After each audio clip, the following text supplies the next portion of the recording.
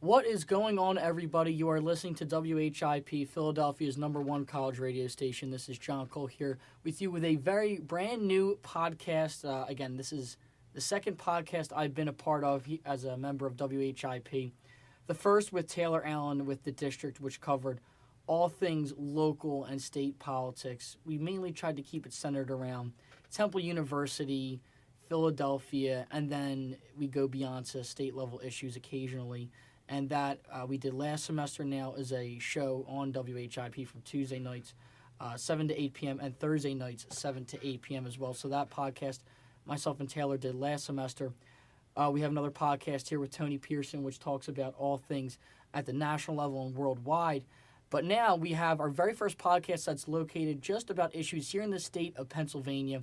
It is State Your Case here with John Cole. Again, we'll be doing this every single week on WHIP. I'm looking forward to this a lot because my experiences here at WHIP have been nothing but great, covering all things national politics with Rational Radio, which you can hear 4 to 5 p.m. Monday through Friday on WHIP, and covering the district as well, which talks, again, a lot of Philadelphia-based issues. But one thing I think we haven't had yet is just a unique podcast or show on which we talk about just Pennsylvania issues. So not just relating to the city of Philadelphia. We're going to talk about things going on in Pittsburgh, going on in Harrisburg, parts of Erie. It's a very big state out there, and I think us in Philadelphia, again, someone who's lived in Philly my whole life, we're not as acclimated of what's going on in other parts of the state. So I think that's something I want to do here with this podcast, to let everyone know what exactly is, what's the big stories on other parts of the state, excluding here in Philadelphia. But just as I segue, talking about how important it is to talk about other parts of the state outside of Philadelphia, I'm going to start off the podcast talking about the biggest story in Philadelphia for the week. And the district attorney race, again, right now, is that is the most, I think, most anticipated race right now we are waiting for.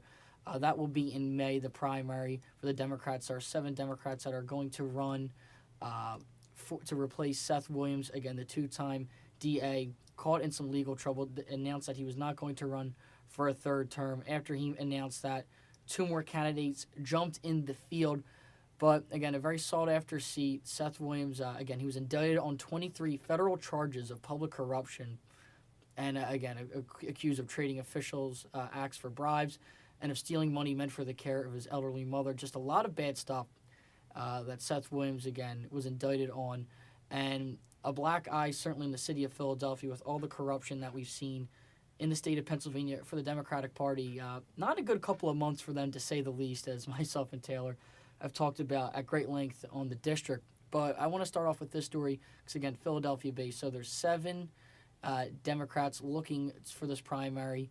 There will be a debate next month, in the month of April, which is actually a millennial town hall style debate. I'd recommend all to go. I am currently interested in it. If you'd like, I will tweet out the link later to let you guys know where and when you can attend this debate, because I think it's very important to know who these DA candidates are considering. We know voter turnout's already going to be low. Again, in November, you have people fired up. You see lines lengthening the streets, and now here we are just a couple months later with a local election, which is very important to us, and yet I just don't see the enthusiasm there, and I think for the most part many people don't even know much about this DA race. But why we want to talk about it today specifically is that, okay, you have a crowded field with 7 candidates for the Democrats, 1 Republican. And when you have a crowded field like that, it's yet to see where the ward leaders are going to start endorsing. And it's fascinating to me because usually there's an establishment pick. Every time there's an election, you have one person that everyone's going to rally behind. But with a crowded field like this, it kind of throws a wrench in it, and we're going to see exactly where all these endorsements go. So the big names I believe in this, and maybe some of the bigger endorsements, Managing Director Rich Negrin has, according to this Philly.com article from Chris Brennan, says that he has most of the party support, and he also has the support of the FOP, the Fraternal Order of Police, as they were... The FOP made it very clear they wanted DA Seth Williams out for quite some time. They are throwing their support behind Rich Negrin. And then they have second in ward leader support, they believe, is Tariq El-Shabazz, who actually announced his candidacy for the DA race after Seth Williams decided that he was not going to seek a third term.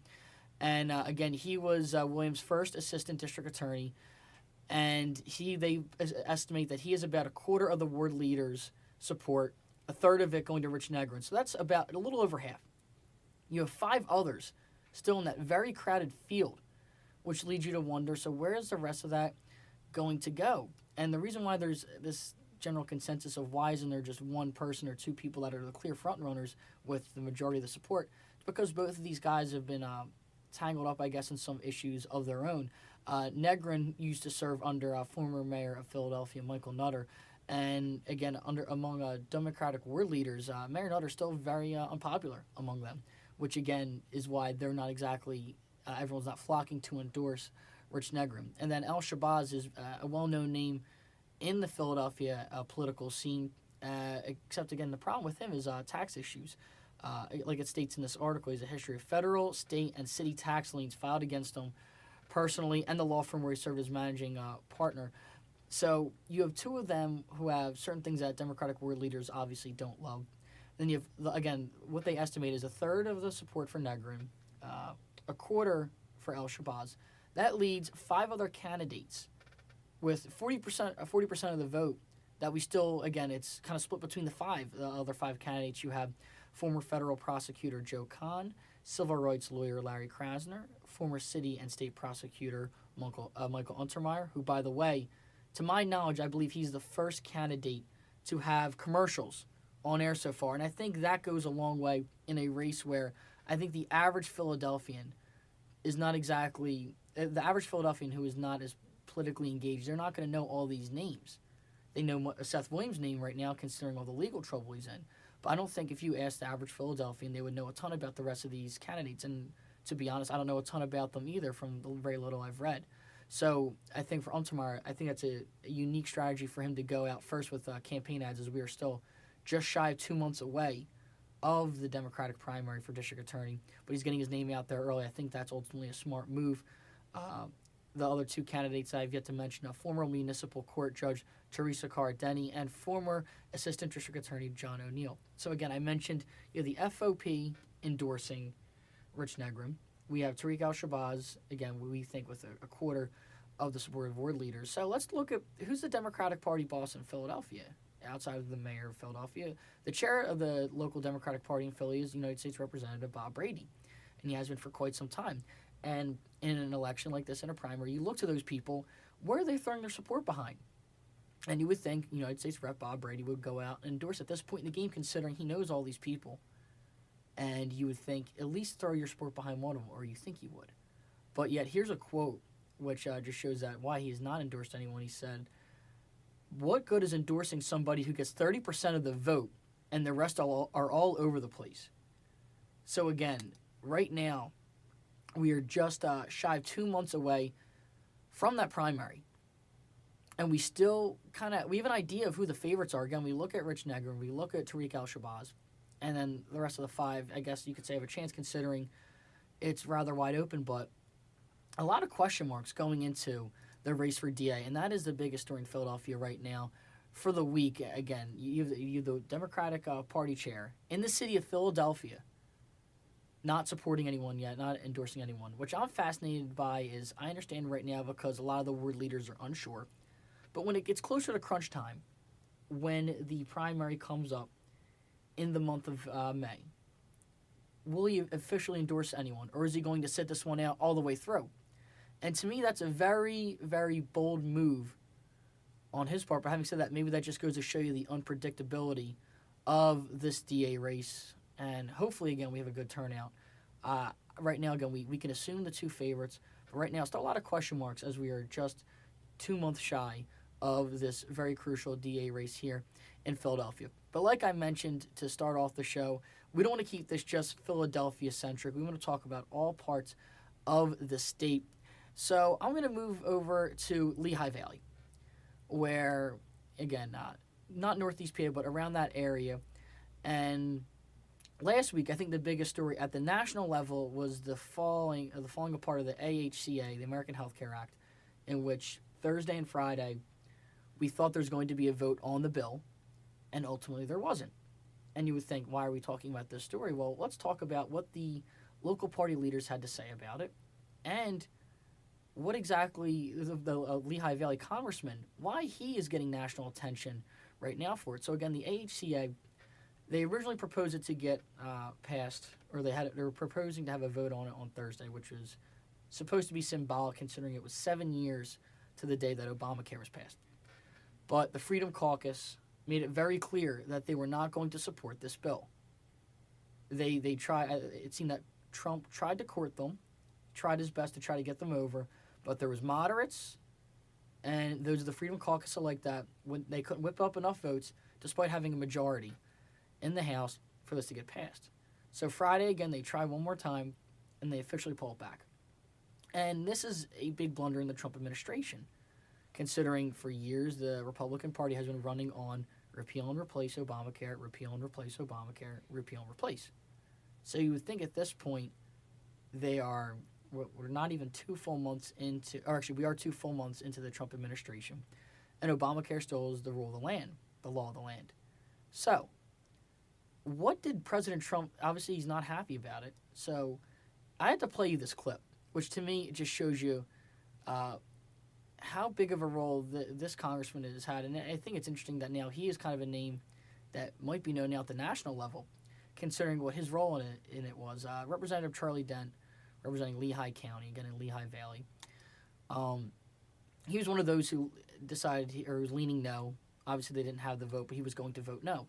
He's someone who was voted, I think, viewed as more of a moderate in the party. He previously clashed with President Trump's ruling on the travel ban, considering there's a significant, at least from what the news says, significant enough Syrian population in Representative Dent's district, in which he thought this travel ban was unjust, and he fought against it. And now he's going up against President Trump again, considering that he said he was not going to support the AHCA.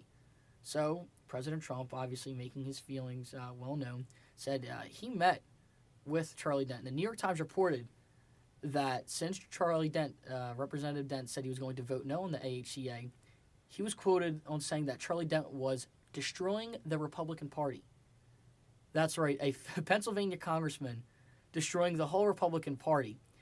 I'm going to play you a clip here from Meet the Press this past weekend of Charlie Dent confirming the tough exchange with Trump, basically saying that this is not just fake news from the New York Times. This is a real story. Go back to Senator Lee, Congressman. I want to ask you to respond to something that is in the New York Times Magazine this morning. And it's an anecdote about the president and you.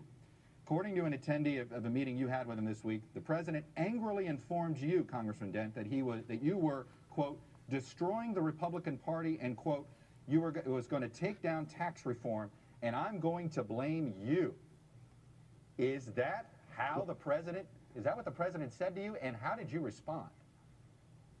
Well, I'm not going to deny that. I listened very respectfully to what the president had to say, but my bottom line is this. This discussion has been far too much about artificial timelines, arbitrary deadlines, all to affect the baseline on tax reform. This conversation should be more about the people whose lives are going to be impacted by our decisions on their health care.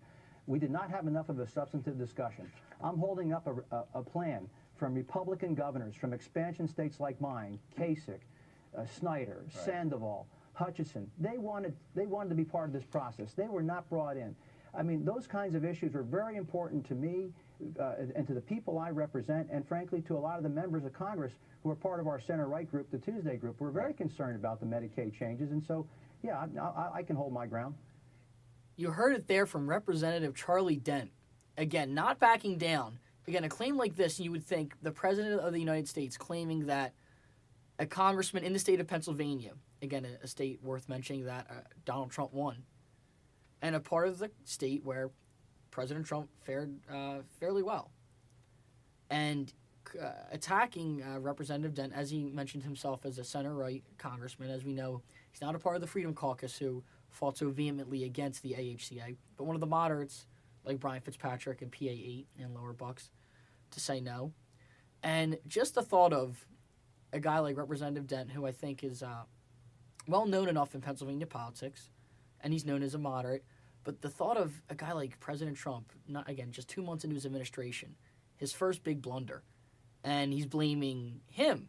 Obviously, he blames the Freedom Caucus as well, as we saw a tweet from Trump this morning. But still, blaming Pennsylvania Republican Congressman Charlie Dent for destroying the Republican Party.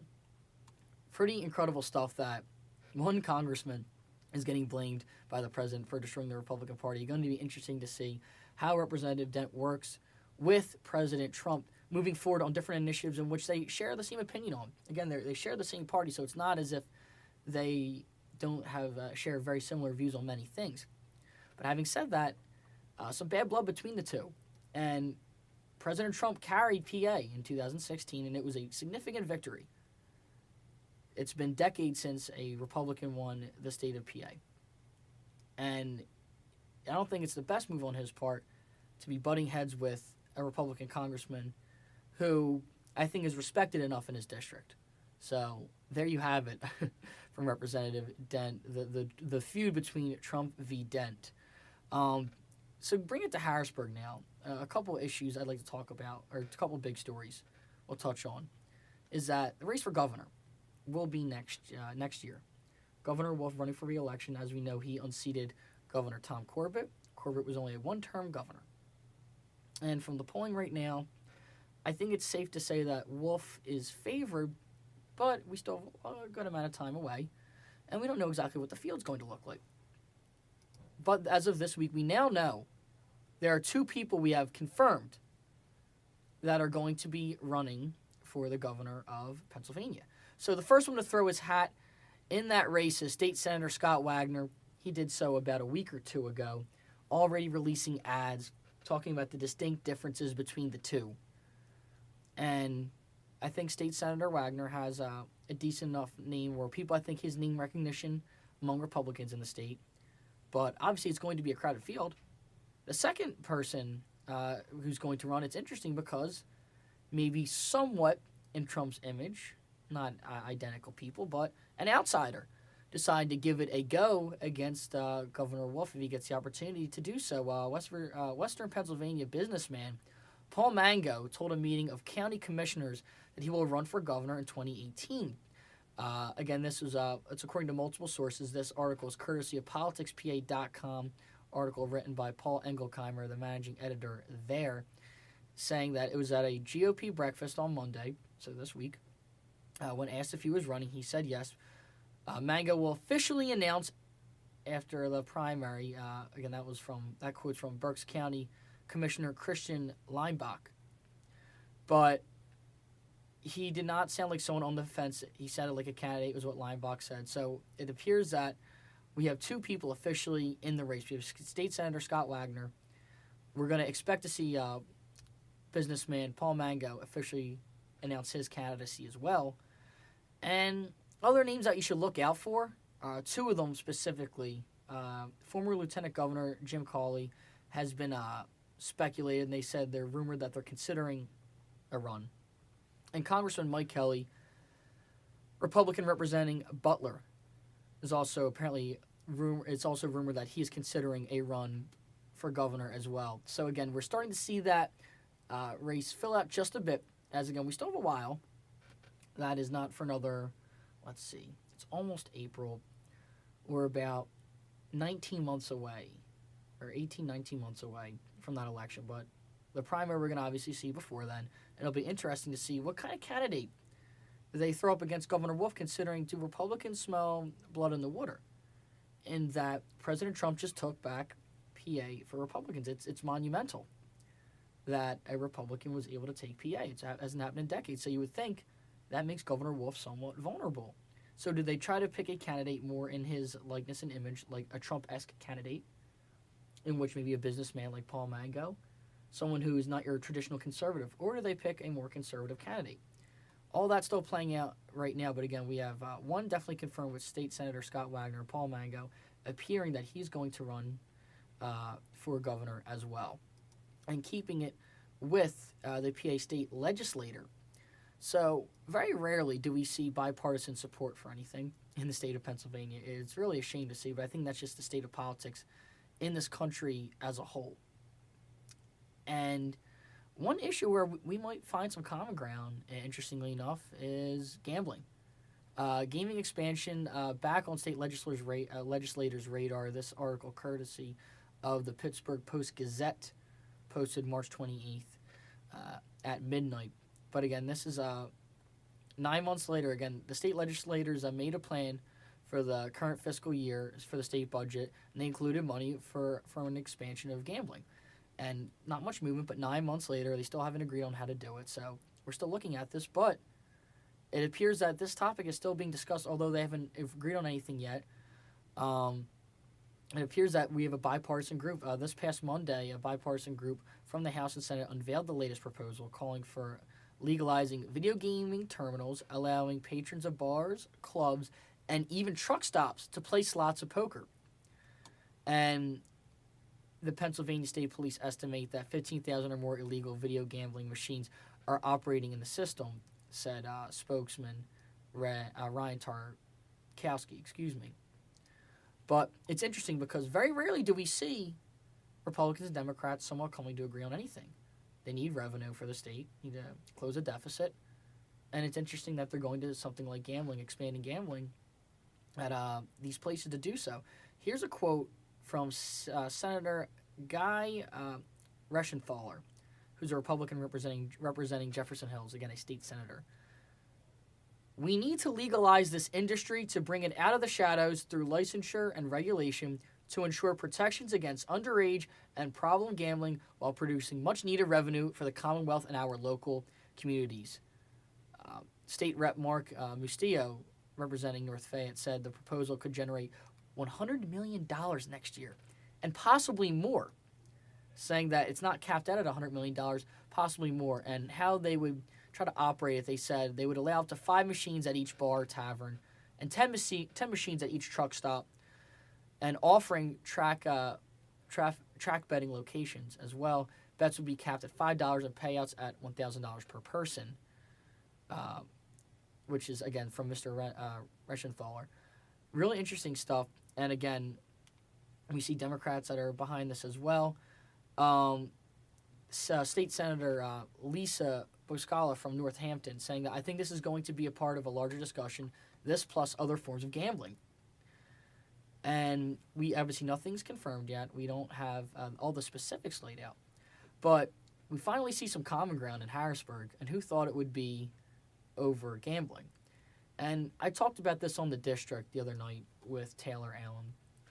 And I was stating that this, I think when you first read the headline, it grabs your attention thinking they're going to expand gambling. How could they? But if you think about it, I think many people my age, like I said to her, at 21 years old, that we've grown up with, a sense, legalized gambling. The state lottery, it's not legal in every state, but it's obviously legal here in PA. And you can do so at the age of 18. And you're able to, essentially, that's gambling. No one thinks of it. You can go to any Wawa, any gas station in the state of Pennsylvania, throw your money in there, and in a sense, I guess you could throw as much money as you want in there. And I think to people like, again, my age, we don't really think of it as gambling. It's just kind of second, it's what we've grown up with. When we've lived in this world, that's just the way it's been. But decades ago, it was a much more controversial discussion that the state would have run lottery like that. And them expanding this, again, for other truck stops and bars, I think it's an interesting way to create revenue. I'm very curious, though. Again, it appears it has bipartisan support. But ultimately, will this get passed? I think it would be a nice sign of bipartisanship in Harrisburg when, again, we've seen it very few and far between at the national level as well, but here in PA. But, again, this is an interesting story that expanding gambling here at the state legislature appears that we may have this get done. It's very interesting stuff. So we talked a lot about Harrisburg, and now let's talk about the U.S. senators here in the state of Pennsylvania. Both of them, I think, at the national scale will be viewed as somewhat moderate, in considering Senator Toomey proposed that bill years ago, a gun reform bill, with Senator Joe Manchin, Democrat of West Virginia, basically to expand background checks. That did not go through. But a Republican to go on a bill like that was a rather big deal, and I think he used that very much so when he was running for re-election this time around against Katie McGinty. And you have Senator Bob Casey, who is the senior senator in the state of Pennsylvania. 2 terms. He's going for his 3rd term in 2018. And he's viewed as, again, I think he came in viewed as much more moderate, pro-life views, which he still holds today. And his opinions on gun control years ago used to be much more he was not aligned with the liberal wing of the Democratic Party. He was much more, I think, moderate. And then after Sandy Hook, Senator Casey acknowledged that his opinion and his views changed, that he thought something needed to get done. So you have both candidates that are somewhat moderate. One just getting reelected in Senator Toomey, and Senator Casey up for reelection in 2018, which, again, his seat will be interesting to see, considering that Trump just took PA, and the part of the state where Trump really excelled. Which I think was ultimately what carried him over the finish line, was Northeast Pennsylvania, where Senator Casey is from. So Senator Casey can't afford his base is up there, so you would think he's able to retain those people, but if the Republicans have a candidate in Trump's image, maybe he can give him a run for his money. So why are they in the news now? Well, at the U.S. level, Neil Gorsuch has been debated on if he should be the next U.S. Supreme Court. He is President Trump's nominee. A vote has yet to be cast, but he has all the Republican support. But that's only 52. You need 8 Democrats to get over that 60-vote line, in which, you need to appoint a Supreme Court justice. But it appears that right now, that's not going to happen. I was saying at the Gino Amato on Rational a couple of days ago, and for the past couple of weeks, 60 is not getting reached. I foresee a couple Democrats, maybe Joe Manchin and Heidi Heitkamp of North Dakota, and again, Manchin of West Virginia. I see them going to vote yes, but it was rather big news that Senator Casey said no, he's not going to support him. A guy who's viewed as rather moderate, maybe going a little more to the left, up for re-election in 2018. And I think it's interesting that he votes no, and Senator Toomey's obviously a big fan. But now the big debate for Republicans should be, do we want to go nuclear? President Obama didn't have to go nuclear for his Supreme Court nominees, and it's something they'd rather not do. Harry Reid did it in other instances, not with Supreme Court, but other things, and Republicans criticized him a lot for it. But it's politics, so Republicans are going to play the same game back. They'll go nuclear if need be, and I think they're going to with this. And Senator Toomey has already indicated, and he stated that the GOP should change the rules if needed to confirm Gorsuch. They really like this guy a lot, and the 60 votes is not going to happen. Here's what Toomey told reporters this week, is that we have to do what we have to do to confirm Neil Gorsuch. A bit redundant there. He said, we are not going to go for 4 or 8 years with a dwindling number of justices on the Supreme Court because some people can't accept the outcome of the last election. He added on, saying about changing the rules.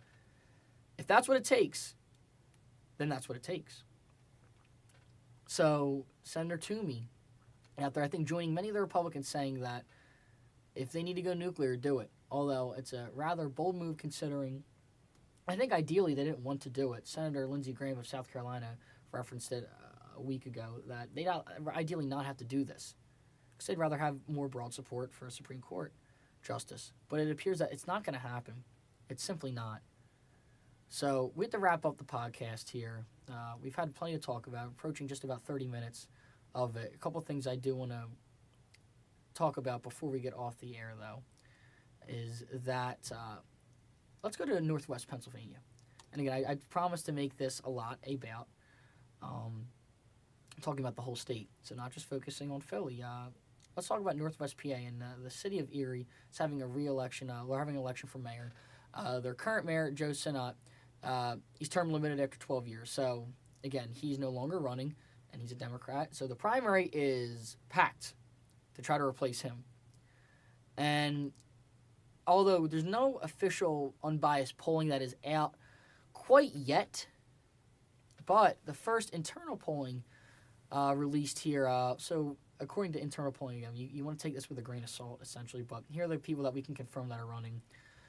City Councilman Bob Mursky, former City Councilman Joe Schember, former City Councilwoman Ruby Jenkins' husband, and City Councilman Joe Brenneman, and there's a couple others that are below 10% in the internal polling. Edinburgh, University of Pennsylvania instructor Lisa Austin, former police chief Stephen Franklin, Erie Playhouse executive director Elmitra Clerkin. But in this internal polling from City Councilman Bob Mursky, their numbers show that he's at 37% for the Democratic primary voters, former City Councilman Joe Schember at 15%, and former City Councilwoman Ruby Jenkins' husband at 14%. Again, it's internal polling, so this is not gospel. This means that he's far and away the favorite. But one thing I think it's need to be said, though, this again, according to politicspa.com, you can find this article. Mursky, again, has a high name recognition there with 85% as the best known candidate in polling there from politicspa. So we see that he's well known. So it wouldn't be surprising for him to be the favorite. I think it's expected. But for that wide of a margin, we don't know exactly if it's that big because, again, that's internal polling. But anyway, that's all we have for today. There's plenty more we'd like to talk about, but we are running up against a time limit. We thank you all very much for joining the first ever edition of State Your Case here with John Cole. I'll be back next week talking about all things Pennsylvania politics here on WHIP, Philadelphia's #1 college radio station.